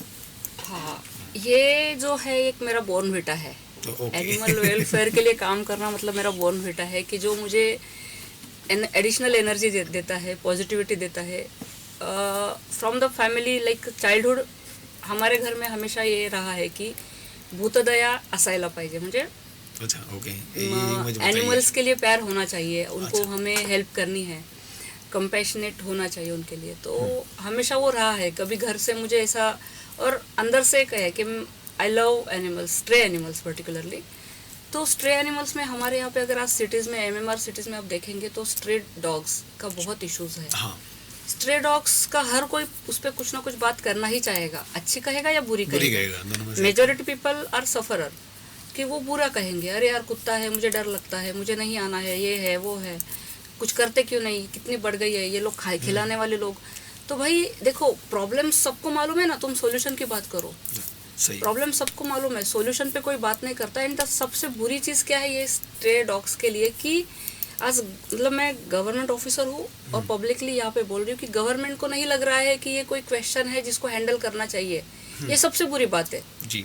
एनजीओज तो अपना अलग करते रहते हैं, ठीक है, एनजीओज आर डिफरेंट थिंग, लेकिन इंस्टीट्यूशनल लेवल पे अगर कोई प्रॉब्लम को रिजॉल्व करना है तो उसके लिए काम भी होना चाहिए। अभी डिपार्टमेंट्स है एनएमएमसी में या कोई भी लोकल कॉरपोरेशन में, आप देखेंगे वहाँ पे एनिमल हस्बेंड्री या एनिमल वेलफेयर वाला ऐसा डिपार्टमेंट होता है, लेकिन क्या करना है, कैसे करना है, क्योंकि वही होता है कि मेरी शादी किसी और से हो गई, मेरी गर्लफ्रेंड कोई और है। जॉब के बारे में कि मैं जॉब जो कर रहा हूँ, मतलब मैं एनिमल वेलफेयर डिपार्टमेंट में काम तो कर रहा हूँ भाई, लेकिन मुझे तो एनिमल से कुछ लेना देना है नहीं।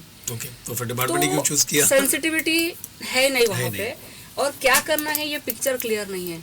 तो मैं जैसे कि मुझे लगा कि मुझे एनिमल्स से प्यार है और मुझे स्ट्रे एनिमल्स के लिए कुछ करना है। और मेरा एक फ्रेंड है, हमेशा वो बोलता था कि तुझे जो पसंद है तू उसके बारे में फोकस कर।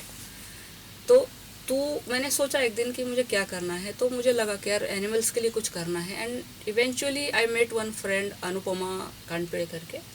तो उसके थ्रू मुझे ऐसा लगा कि हमें हमारी जो स्ट्रेंथ है उसको प्रॉपरली यूज़ करना चाहिए। तो उससे जो भी है डिस्कशंस होते हैं, बातें होती है, तो अवेयरनेस लाना सोसाइटी में, काउंसलिंग करना कि how we can handle this issues, stray dogs issues in the societies. आज सोसाइटी जो है बड़ी बड़ी, उनके अंदर ये बहुत सारे प्रॉब्लम्स है, और अल्टीमेटली ये जो एंड हो रहा है वो पुलिस स्टेशन में जाके एंड हो रहा है। फाइलिंग एफआईआर या तो अगेंस्ट और फॉर। लेकिन वॉट एवर इट इज़, अगर हम एक सोसाइटी है, हम लोग एक फैमिली है, और हमारे बीच में ही इस तरह से झगड़े हैं कि हम लोग जाके पुलिस स्टेशन में जाके सॉल्व करें, अल्टीमेटली हमें कोर्ट में जाना पड़ रहा है जी। और जो बच्चों के ऊपर से हो रहा है, जो स्ट्रे डॉग्स के ऊपर से, उनको तो पता ही नहीं यार कि ये लोग इतना झगड़ा कर रहे हैं। जितने तुम वकील की फी दे रहे हो ना, जितना तुम खर्चा कर रहे हो ना, तो उनके वेलफेयर में करो। और वो वेलफेयर क्या करना है ना, उसके लिए हम लोग हैं, हम लोगों को लो।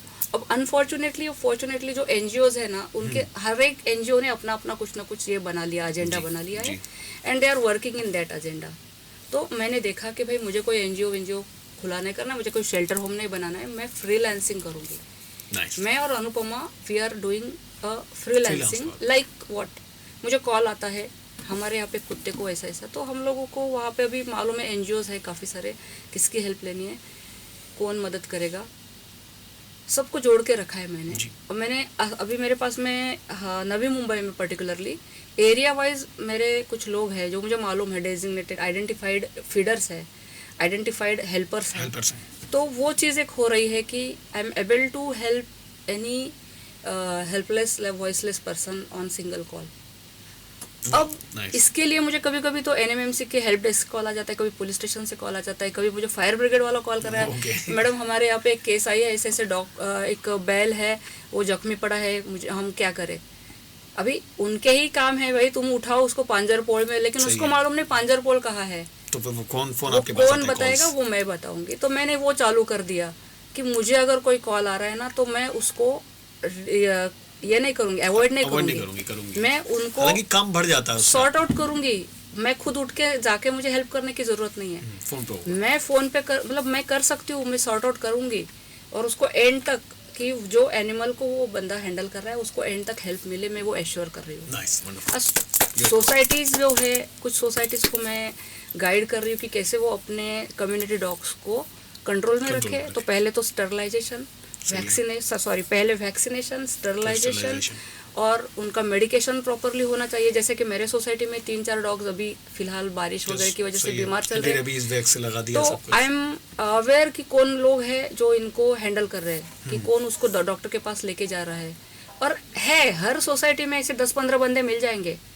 Animal love is not only feeding, animal love is taking responsibility also, कि भाई मैं हूँ, मैं लेके जाऊंगा इसको उठा के डॉक्टर के पास। और फीडर्स के लिए ना हर जगह पे बहुत चिकम चिल्लाट होती है, लेकिन आप मुझे बताइए, अगर आपको 10 दिन तक खाना नहीं मिला तो क्या आप चिड़चिड़ नहीं करोगे, गुस्सा नहीं करोगे? बिल्कुल। तो जो आपको खाना खिला रहा है वो बुरा हो गया?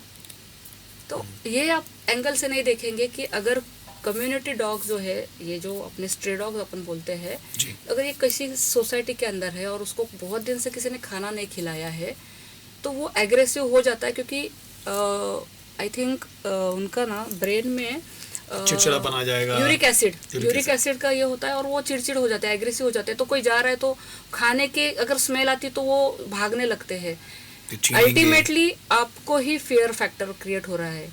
तो आपकी सोसाइटी में अगर कोई फीडर है और वो डॉग्स को खिला रहा है तो you should be thankful to that feeder कि भाई तुम उसको खिला रहे हो तो उसकी वजह से मैं ठीक हूँ। और उल्टा हो रहा है कि फीडर्स को बोला जा रहा है भाई तू खिला मत, ये कुत्ते बढ़ रहे हैं। अरे भाई नहीं, अनलेस एंड अनटिल कानून ये नहीं बोल रहा है कि इनको उठा के फेंक दो। Relocation is a big crime. Animals को, स्ट्रे एनिमल्स को एक जगह से उठा के किसी शेल्टर में भेज दो। कोविड में रह के देखा हम लोगों ने एनक्लोज एरिया में कितना कैसे रहते हम लोग, हमारे ही घर में रह रहे थे जी। फिर भी हमें जब एक लिमिटेड एरिया में रखा गया तो हम लोग कितना मतलब बवाल और परेशान हो रहे थे, इरिटेट हो रहे थे। और आप चाह रहे हैं कि ये जो खुले मैदान में घूमने वाले जो एनिमल्स है उनको आप कहीं एनक्लोज्ड एरिया में डाल दो। नहीं, सॉल्यूशन है ना, हम लोग उनका पॉपुलेशन लिमिटेशन करते पहले। हाँ ठीक है, कोई गवर्नमेंट अथॉरिटी नहीं कर रही है, नहीं हो पा रहा है उनसे, हम लोग करते हैं, थोड़े से एक्सपेंसेस शेयर करते हैं। मेरा आज होटल में जाके खाना खाने का मन किया, मैंने कैंसिल किया, मेरे 3000 रुपये बच गए, मैंने डाल दिए मेरे पॉकेट मनी में। और इस तरह से मैंने कितने सारे पैसे बचा लिए। अभी थोड़ी देर पहले आपने मुझे पूछा था आपके ड्राइवर है क्या, तो मैंने कहा नहीं, मैं बहुत सारे पैसे बचाती हूँ, मैं खुद ड्राइवर। तो ये 20,000 आज मेरे बच रहे हैं ना, I am obviously I am able to utilize this 20,000 for this animal welfare। तो मैं खर्चे अपने बिल्कुल सही सीमित करके सही जगह पर लगा रहे हैं, तो थोड़ा थोड़ा कंट्रीब्यूशन करो ना यार, बहुत नहीं ज्यादा मांग रहे हैं। ये एक बहुत अच्छी यहाँ पर भी पहल की है माधवी जी ने, और आप सब लोगों से ये भी गुजारिश है कि भाई सही जगह पर सही पैसे को लगाएं और कंट्रीब्यूट कीजिए, थोड़ा खासकर एनिमल वेलफेयर के लिए थोड़ा बहुत कंट्रीब्यूट करिए। पूरा नहीं, 100 रुपया पर मंथ भी किया तो भी बहुत बड़ी अमाउंट हो जाएगी। बिल्कुल बिल्कुल सही है। और अब कुछ और क्वेश्चन आपसे पूछूंगा और उसके बाद हम हमारे फेवर्स रैपिड फायर के लिए जाएंगे, और देन रैपिड फायर के लिए हम आपको अलग से एक चाय जरूर पिलाएंगे जाकर अपने सेंटर पर अगर यहाँ नहीं रखी तो। ओके, सो कुछ क्वेश्चन से शुरुआत, तो देन उसके बाद लाता हूँ rapid fire. Okay, what is the greatest lesson you learn from your students और कलीग? कोई भी एक नया लेसन आपने कभी सीखा हो? लेसन सीखेंगे तो मतलब थोड़ा नेगेटिव ये आता है ना, कोई ऐसा लेसन ऐसा नहीं। अच्छा, कोई मतलब सीख, बट कुछ मॉरल अगर सीखा है तो आई फील बी गुड। अच्छा, instead of using your nuisance value, आपका जो गुडविल है वो बहुत काम आ जाता है। तो earn goodwill, don't use your nuisance value. Okay, nuisance value is bad thing. Nuisance value is bad thing, सही है. ओके, अब हमारे फेमस रैपिड फायर राउंड के लिए चलता हूँ, देन आपसे एक हॉबी को लेकर आपकी सवाल पूछूंगा. Okay, I think you are ready for that. Okay, चलो, so we are ready about that. Yes, definitely, thank you Ankush for that. Okay, if you are shooting that. Okay, the best advice you got in your career? be fair. Be fair. Okay, the happiest moment of your life? Whenever I rescue some animal, there are so many events I enjoyed. Nice. The saddest moment of your life, if you want to share? My father's demise. Okay, demise. sorry for that. Challenging moment of your life? वैसे तो काफी सारे रहे होंगे. Challenges रोज आते हैं. अच्छा, every day is a challenge. Okay, your favorite actor? Of course, Amitabh ji. Oh wow, क्या बात है. लॉक किया जाए इसे. Favorite book? बुक्स बहुत पसंद है मुझे, सभी काफ़ी सारी पसंद है, लेकिन फिर भी जो हम सबके लिए बुक नहीं है वो ग्रंथ है भगवत गीता. भगवत गीता, जो एक्चुअली लाइफ साइकिल है, लोगों के लिए लाइफ साइकिल है, yes, लाइफ को जीने के तरीके भी हैं. Favourite movie? हाँ, मूवीज एनिमल्स के ऊपर काफ़ी सारी मूवीज पसंद है, लेकिन Togo is my favourite movie. I can watch it many times. ये टोगो जो है 1925 का, इसमें एक इंसिडेंट है. ये रियल स्टोरी है. अलास्का में जब वहाँ पे एक पेंडेमिक आया था जिसमें छोटे बच्चे मर रहे थे, और जो वैक्सीनेशन था वो एक लोकेशन से वहाँ लाना था, और because of the heavy this ice and all लाना बहुत मुश्किल था. तो कोई अदर व्हीकल था नहीं, कोई भी जरिया नहीं था, और स्लेज गाड़ी जो थी हाँ. उससे लाना पड़ रहा था. तो सेप्ला करके उसका ड्राइवर था, और वो अपने टोगो के थ्रू. ये एक बहुत ही ब्यूटीफुल मूवी है. Technically also it is beautiful. अगर नहीं देखी तो जरूर देखिए, और मैं भी जरूर देखूंगा. मैंने नहीं देखी थी तो आज मुझे पता चली. आई थिंक हॉटस्टार पे, ये डिज्नी पे है. डिज्नी पे है. Okay, now favourite food? I love food. Every food is I like. Okay, I am a foodie person. ये मानूंगा मैं. Favourite holiday destination? My home. अच्छा, वो बड़ा अच्छा, होम स्वीट होम. अंदर आए बस. इतना कर्जा लेके लिया यार, लेकिन घर में रहते ही नहीं है. पूरा दिन भागदौड़ होती है, तो जब छुट्टी मिलती है तो I prefer to stay at home. सही है, बिल्कुल, बहुत अच्छा. और ट्रैफिक जाम करना है, फ्यूल को बचाना है. सही, वो भी चीजें हैं. हाँ. फ्यूल इतना जलता है, पॉल्यूशन इतना हो रहा है, ट्रैफिक में अटकना है, और अच्छा 2-2.5 करोड़ का कर्जा लेके घर लेते हैं हम लोग, लेकिन बाहर जाते हैं. तो आई यूज्ड टू. तो जल्दी मतलब आपके पास वो आ जाएगा, पूरा कर्जा चुक जाएगा. Okay, now some insights of your life and idea that change your life. Animal love. Okay, how has success changed you? Clarity about happiness. ये तो अच्छा था. अच्छा, that is a tricky one now. Best role of your life? Mother, daughter, partner और GST commissioner? Teacher. Okay. जो GST में ही मैंने रोल प्ले किया था as a training head. Okay. What hurt you the most? जिससे तकलीफ होती है, दुख होता है? दूसरों को लोग बुरा समझते हैं. ओके, मतलब जज कर लेते हैं जल्दी से, तो don't be judgmental without knowing. Okay, तो ये था एक इनसाइट आपके लाइफ के बारे में. अब एक और राउंड लेकर आया हूँ, वो है दिस और दैट राउंड. मैं आपको सिर्फ ऑप्शन दूंगा, आपको चूज करना है. Okay, you are ready for that? और वेज और non veg? Veg. Okay, T और कॉफी? टी. ओके, जिम और योगा? No, nothing. थोड़ा टहलना हो जाता है. ओके, पर अच्छा बंदा मुझे अच्छा है नहीं बोला उन्होंने मुझे देख के, तो ये लग रहा है मुझे देख के. ओके, ठीक है. अर्ली राइजर और नाइट आउल? Early riser. अच्छा, सही है. मतलब आप कितना भी रात में देर से सो, लेकिन जल्दी जग ही जाते हो. हाँ. काम की भी डिमांड है और वैसे भी जगना है. ओके. इमोशनल और प्रैक्टिकल? Emotionally practical. ये अच्छा, ये पहली बार मुझे ऐसा वाला जवाब मिला है. मैं बैलेंस करना पड़ता. हाँ, I am a diplomatic person. Good, ये बढ़िया. दोनों चीजों को बैलेंस रखते हुए आगे बढ़ना है. ओके, बुक्स और Kindle? Books. Smell of books is aroma. क्या बात है. यहाँ देखिए कितना कॉमन है मामला, कमाल होता है वो. 2-3 तो कही जाती है. बरसात के बाद मिट्टी की सौंधी खुशबू, बुक्स, और कई लोगों को पेट्रोल की. 2-3-4 आती हैं मिक्स, जो याद रहती हैं स्मेल. ओके. रिलीजियस और spiritual? I think both. Religiously spiritual, ऐसा कुछ है. ओके, सही है. लाइब्रेरी और classroom? Library. Okay. Amazon prime और नेटफ्लिक्स? आप तो क्योंकि OTT देख रहे हो? अच्छा, इनफैक्ट नेटफ्लिक्स बेटर। अच्छा, जहाँ आपको अच्छा कंटेंट मिल गया वो। ओके, अब ये है tricky one, Peaky Blinders, Lucifer, Suits, Money Heist, 12th pass या Game of Thrones, House of Card, आपका फेवरेट? 12th pass. ओह वाह, बढ़िया। अच्छा, क्योंकि यूपीएससी के एक्सपेरिमेंट को लेकर भी है भाई। Absolutely. बिल्कुल। अब जाने से पहले बस मैं यही कहूँगा कि प्लीज़ से something to our camera, P2C पे जो भी आप सलाह देना चाहें, जो भी आपके लाइन में, आपकी स्ट्रीम में आना चाहते हैं, एंड से something also about the face in the crowd show if you want. अगर ये स्टूडेंट्स के लिए है तो I will say you have a lots of opportunity of making your life beautiful. और उसके लिए एक छोटी सी मेरी तरफ से क्लू है कि लाइफ को जीते वक्त में बहुत सारे मैनिपुलेशंस की ज़रूरत नहीं होती है। जो हो रहा है करना है, जो जम रहा है वही करो, हैप्पी रहो। और हैप्पी रहने के लिए दूसरे को दुख मत दो, हैप्पी रहोगे। Thank you so much. And was Madhuri Suryavanshi जो हम लोगों के बीच में आ जाई थी।